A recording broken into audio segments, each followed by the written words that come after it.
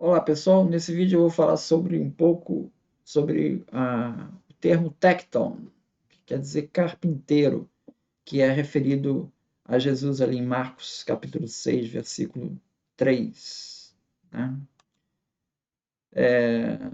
Bom, eu queria primeiro começar mostrando uma placa que foi encontrada em Pompeia. Vou mostrar essa placa aqui. Ó.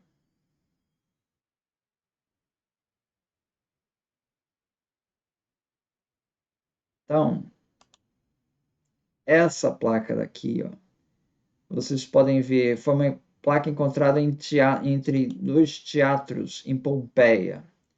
Essa aqui de 2018 e essa aqui é uma foto tirada em 2005, onde aparece escrito Marcus Artores Libertus Primus Arquitetus.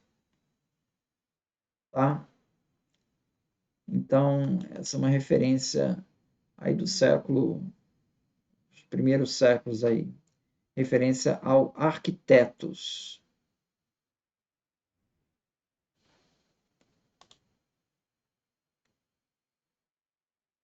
Então, esse Marcos Artorius, ele teria trabalhado na reconstrução do Teatro de Pompeia durante o reino de Augusto. Heinrich van der Loon, ele observa que os termos architectors, vem de arcos, quer dizer mestre, e tecton, quer dizer artesão, construtor. Esses termos se referiam a simples mestres pedreiros, com a função de chefia de uma turma de artesãos e com noções de aritmética. Foi somente com a Renascença que o termo arquiteto passou a se referir mais ao artista do que ao construtor. No século VII, Isidoro de Sevilha, em sua enciclopédia de etimologia, né, ele descreve o arquiteto como um misto de pedreiro e projetista, assim como também Rabano Mauro, na época de Carlos Magno. Ordericus Vitalis, em História Eclesiástica, publicado em 1135, se refere à história de um talentoso arquiteto, que é o Lanfred, ou Landredus. Né? Esse arquiteto teria sido decapitado pela esposa do conde Rudolf de Ivry após a construção da torre do castelo de Ivry, na Normandia, para que ele não construísse outra torre igual em nenhum outro lugar. Pô, coitado do cara, né?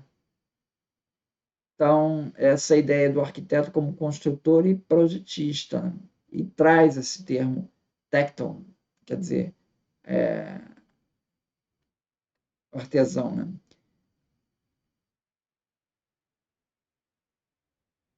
Jesus ele é descrito como filho de um carpinteiro, tecton, em Marcos 6,3. Seria melhor traduzido por artesão, pois o termo tecton ele designa um artesão que trabalha com diversos materiais, madeira ou pedra também. Em Nazaré, a árvore mais comum era o sicômoro, de uma madeira escura da família da figueira, sendo encontrada também a figueira de madeira dura, bem como o carvalho. Gerd Thiessen, ele observa que, diante da escassez de madeira na Galileia, é provável que o carpinteiro da região também trabalhasse com outros materiais como pedra. Tá?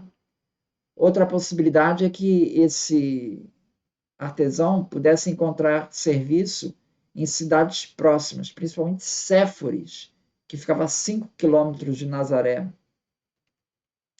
Reza Aslan, ele destaca que os romanos usavam esse termo tecton, o equivalente, os romanos, né, usavam esse termo tecton, os romanos, como gíria, para se referir a um camponês ignorante e analfabeto, algo acima da condição de um indigente ou escravo.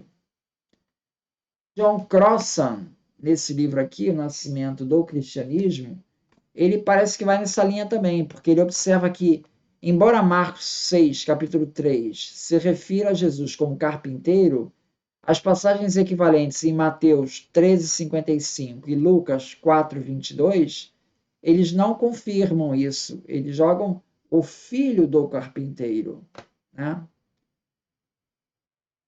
Segundo Crossan, tecton ou artesão camponês é apenas um eufemismo para camponês despossuído, para trabalhador sem terra. Vai meio que se alinha aí com Reza Aslan, né? Giuseppe Segala, por sua vez, destaca que Nagar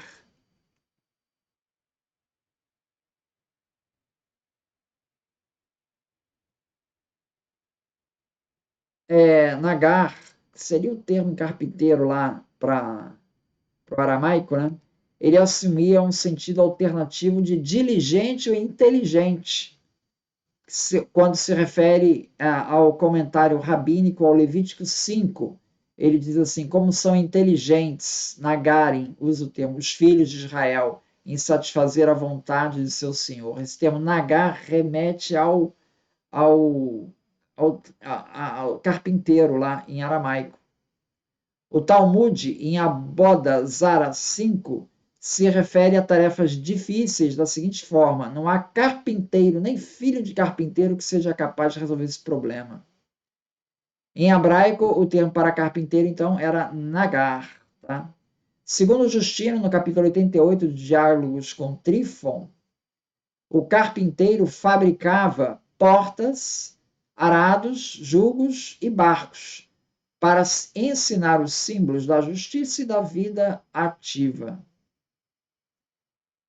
Então, apesar dessas referências aqui no Talmud, né, John Crossan, alinhado com Reza Aslan, né, ele entende que Jesus provavelmente era descrito como um artesão camponês e não como um proprietário de terras camponês. Né? Então, ele se refere a esse termo tecton, ele estaria se referindo mais, tentando se referir a Jesus como um artesão camponês, um eufemismo para um camponês despossuído, para um trabalhador sem terra.